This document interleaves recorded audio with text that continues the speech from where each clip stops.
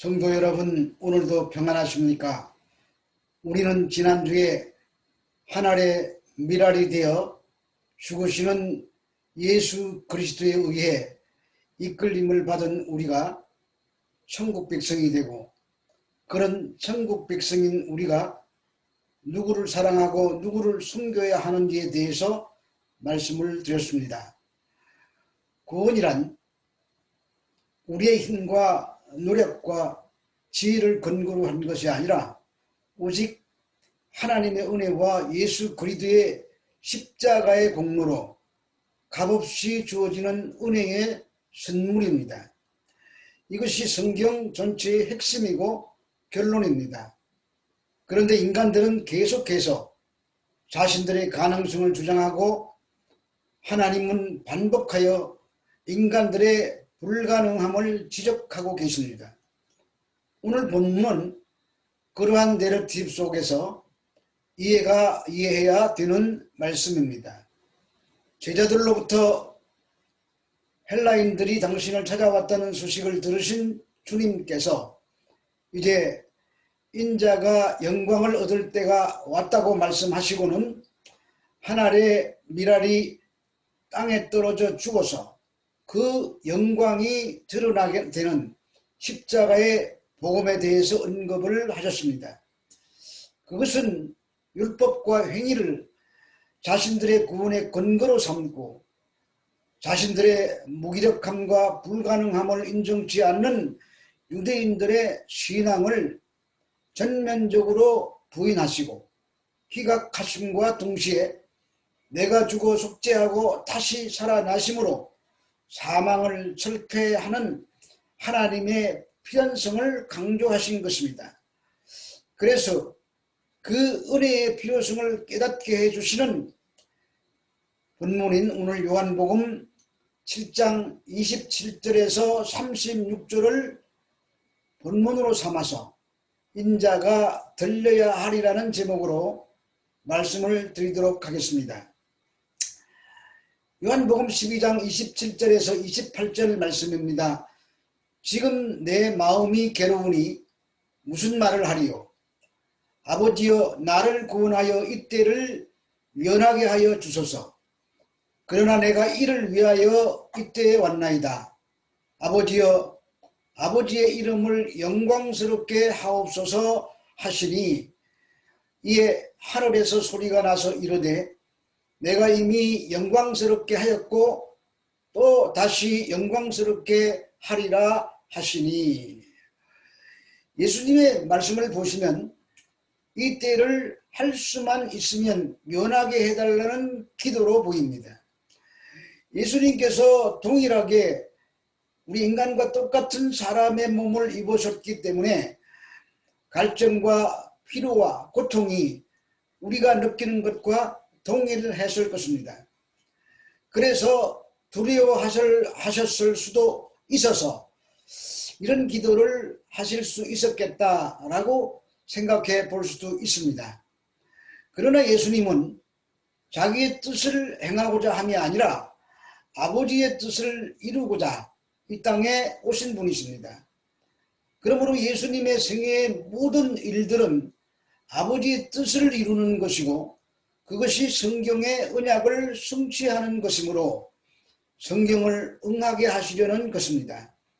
따라서 이 말씀은 두려워서 하신 말씀이 아닌 것입니다.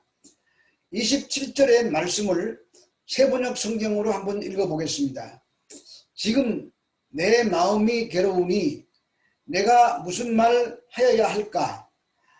아버지, 이때를 벗어나게 하여 주십시오라고 말할까?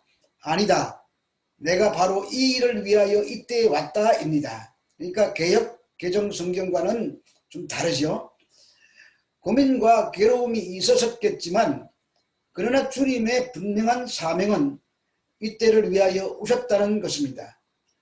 그러면서 간구하시는 내용이 아버지여, 아버지의 이름이 영광스럽게 하옵소서, 이것이 주님의 지상사역의 목적입니다. 아버지의 이름이 영광을 받으시는 것입니다. 그러자 하늘에서 소리가 나면서 내가 이미 영광스럽게 하였고 또 영광스럽게 하시겠다고 하셨습니다. 그러므로 하나님의 영광은 예수님의 하실 일인 십자가의 높이 달리심을 통해 영광을 받으시는 것입니다. 이러한 영광을 바라보며 예수님이 들리시는 것입니다. 요한복음 12장 29절에서 30절 말씀입니다. 곁에 서서 들은 무리는 천둥이 울었다고도 하며 또 어떤 이들은 천사가 그에게 말하였다고도 하니 예수께서 대답하여 이르시되 이 소리가 난 것은 나를 위한 것이 아니요 너희를 위한 것이니라. 곁에 서서 들은 무리는 예수님에게 나타난 계시의 말씀을 깨닫지 못하고 자연계의 천둥 소리로 오해하였습니다. 다메섹 도상에서도 바울에게 하늘의 소리가 들렸지만 그들도 역시 오해했습니다. 그 동행자들은 소리만 듣고 아무것도 보지 못하여 말을 못하고 있었다고 기록하고 있습니다. 그때의 군중은 심령이 어두워서 하나님의 말씀을 깨닫지 못한 것입니다. 그것은 어느 시대나 그러합니다. 인간은 죄로 어두워졌으므로 천지를 진동할 능력 있는 복음을 들을 때에도 깨닫지 못하고 딴 것으로 오해합니다. 그런데 또 어떤 사람들은 천사의 말로 오해했다고도 했습니다. 그 말은 어떤 하늘의 계시가 분명하게 나타났음을 의미하는 말입니다. 그러므로 그 소리는 예수님 외에 다른 사람도 들었던 객관적인 계시가 분명합니다. 이때 하늘에서 소리가 난 것은 예수님을 위해서가 아니라 제자들을 위하여 난 것입니다. 이것이 하나님의 영광이라는 것을 그 제자들에게 증거하시는 것입니다. 그것이 바로 십자가의 죽으심입니다. 그리고 부활과 승천과 성령 광림과 재림까지 통틀어서 하나님의 영광의 사건입니다. 그런데 지금 말씀하시는 그 영광의 일이란 바로 십자가의 사건입니다. 이것을 예수님께서 인자가 들려야 한다라고 하신 것입니다. 주님께서 들리심이 복음의 핵심입니다. 주님의 들리심이 아니면 죄와 허물로 죽은 우리들을 살려내실 수가 없는 것입니다. 그래서 들리심이 반드시 일어나야 하는 것입니다. 요한복음 3장 13절에서 14절에 보니까 하늘에서 내려온 자 곧 인자 외에는 하늘에 올라간 자가 없느니라. 모세가 광야에서 뱀을 든 것 같이 인자도 들려야 하리니.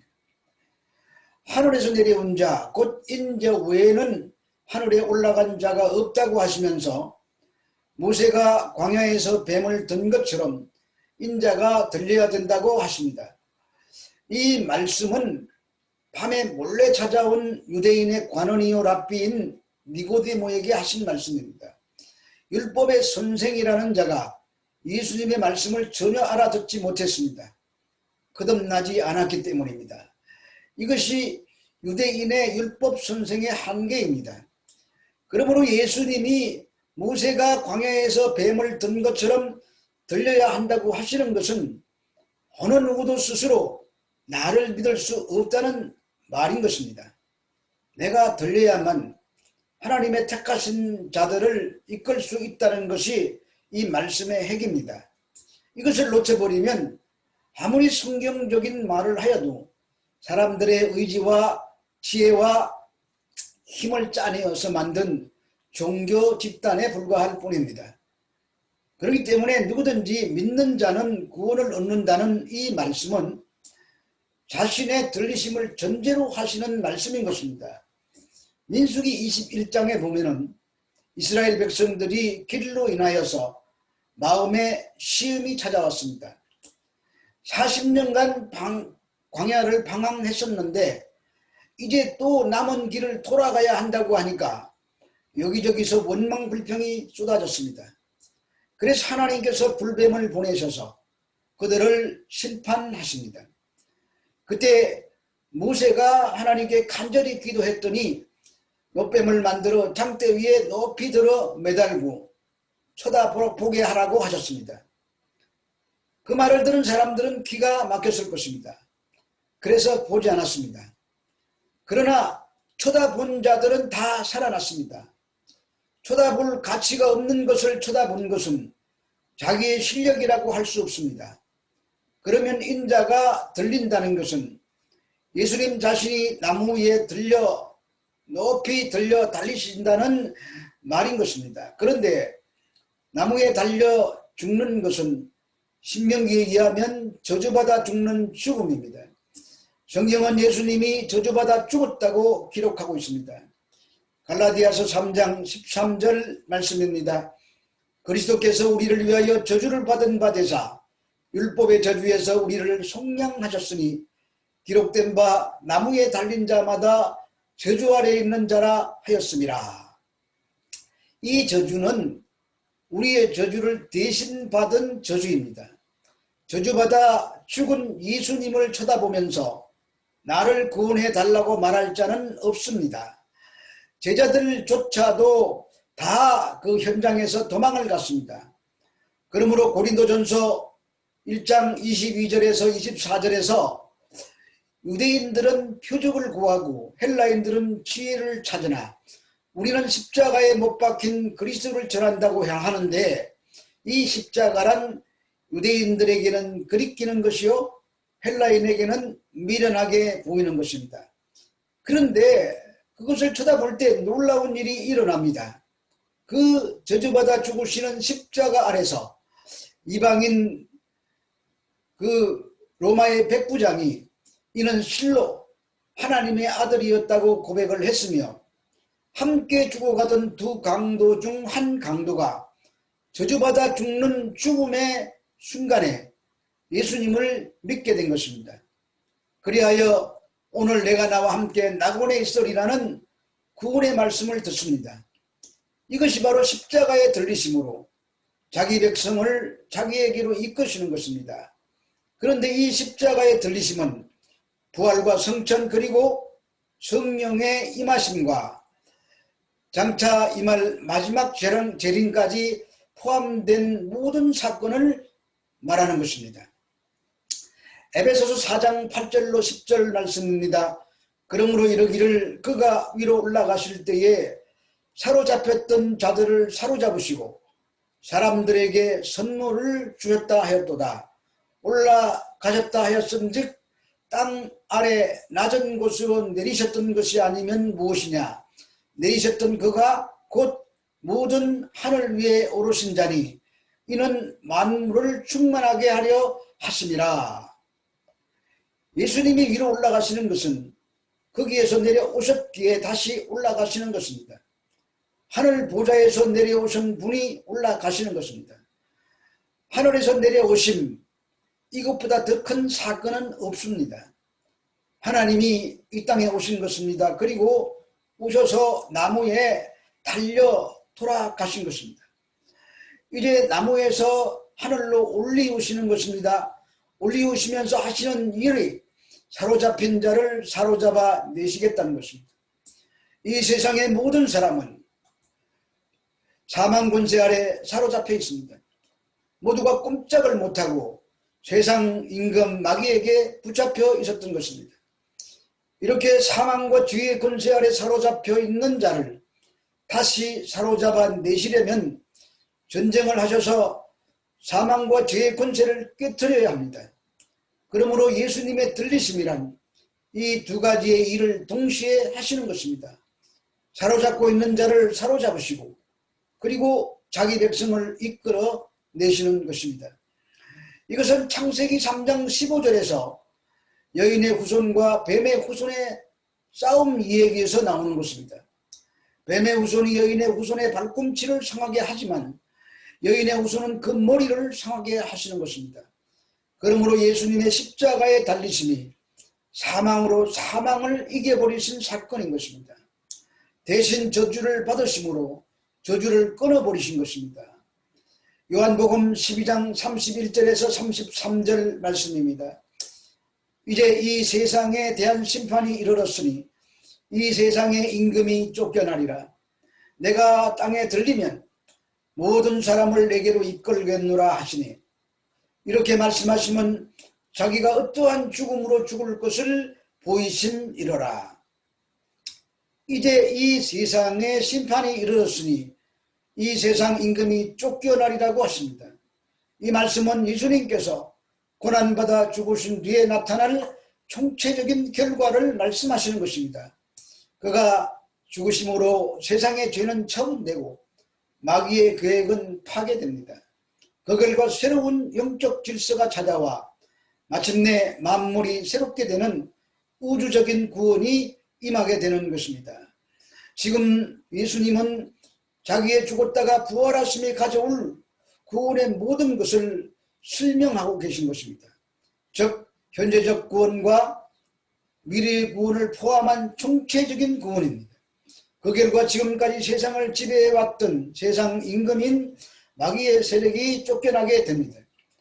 그리고 만국에서 그의 백성, 모든 백성들을 다 모으십니다. 흠과 티가 없으시며 전혀 흠물과 죄가 없으신 하나님의 아들의 속죄하시는 죽음이 이런 결과를 가져오게 되는 것입니다. 이것이 복음의 핵심입니다. 사람들이 보기에 그리끼고 미련하게 보이는 십자가, 저주받아 죽은 모습은 가장 실패한 모습으로 보일 수 있습니다. 그러나 이 실패로 보이는 들리심이 주님께 이끌림을 받고 있는 사람에게는 능력이 되는 것입니다. 이 들리심과 이끌림 때문에 우리가 구원받은 것입니다. 요한복음 12장 34절에서 39절 말씀입니다. 이에 무리가 대답하되 우리는 율법에서 그리스도가 영원히 계신다 함을 들었거늘 너는 어찌하여 인자가 들려야 하리라 하느냐. 이 인자는 누구냐. 예수께서 이르시되 아직 잠시 동안 빛이 너희 중에 있으니 빛이 있을 동안에 다녀 어둠에 붙잡히지 않게 하라. 어둠에 다니는 자는 그 가는 곳을 알지 못하느니라. 그러자 무리들이 율법에서 그리스도가 영원히 계신다고 들었는데 너는 어찌하여 인자가 들려야 하리라고 하느냐고 묻습니다. 이들은 아마 시편 110편 4절 말씀이나 이사야서 9절 말씀, 다니엘서 7장 14절의 말씀을 근거로 그런 말을 했을 것입니다. 그러나 그들은 이사야 53장의 메시아의 고난에 대한 말씀은 기억해내지 못한 것 같습니다. 그러니까 한쪽 귀는 열고 한쪽 귀는 닫은 것입니다. 내가 듣기에 좋은 것만 듣고 듣기 싫은 것은 듣지 않은 것입니다. 오늘날도 많은 사람들이 자신들이 원하는 설교를 들으면 은혜 받았다고 하고 회개나 정죄나 고난에 대한 말씀에는 귀를 기울이지 않고 들으려고 하지 않습니다. 요한복음 12장 35절에서 36절 말씀입니다. 예수께서 이르시되 잠시 동안 빛이 너희 중에 있으니 빛이 있을 동안에 다녀 어둠에 붙잡히지 않게 하라. 어둠에 다니는 자는 그가 그 가는 곳을 알지 못하느니라. 너희에게는 아직 빛이 있을 동안에 빛을 믿으라. 그리하면 빛의 아들이 되리라. 예수께서 이 말씀을 하시고 그들을 떠나가서 숨으시니라. 그런데 대반전이 일어납니다. 그렇게 빛을 믿어야 한다고 말씀하신 빛이신 예수님께서 갑자기 숨어버리신 것입니다. 거기서 숨다라고 번역이 된 헬라어 크리베는 사실 크리프토라는 숨다라는 말의 수동태입니다. 그러니까 예수님 스스로 숨은 것이 아니라 누군가에 의해서 예수님이 숨겨졌다라고 번역을 해야 맞습니다. 하나님께서 세상의 빛이신 예수님을 숨겨버리셨다는 말입니다. 그래서 그의 이끌림을 받지 못하는 자들에게는 예수님이 구세주로 믿어지지 않는 것입니다. 그의 들리심을 믿지 못하는 자들에게서는 그 빛이신 예수님께서 숨어버리셨기 때문에 그들이 볼 수도 없고 믿을 수가 없는 것입니다. 그러나 성도들에게는 우리 주님의 들리심은 우리의 죄와 사망의 얽매인 인간을 풀어놓아 참된 자유를 주는 것임을 알기에 우리에게는 복된 사건인 것입니다. 반면에 숨기우신 예수님을 보지 못하는 자들에게는 저주가 되는 것입니다. 우리는 이제 사망과 저주에서 자유합니다. 예수님께서 들리신 결과이기 때문입니다. 기도하겠습니다. 하나님 아버지, 하늘보다 높은 곳에서 이 땅으로 내려오셔서 우리의 죄와 저주와 사망을 다 철폐하시기 위해 십자가 위에 높이 들리우심으로 우리의 모든 것을 속량하시고 뿐만 아니라 하나님께서 올라가게 하심으로 우리에게 영원한 생명을 가져다 주신 것을 믿습니다.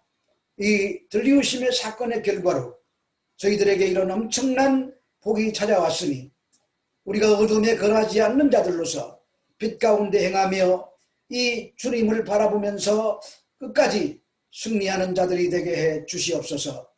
예수님 이름으로 기도합니다.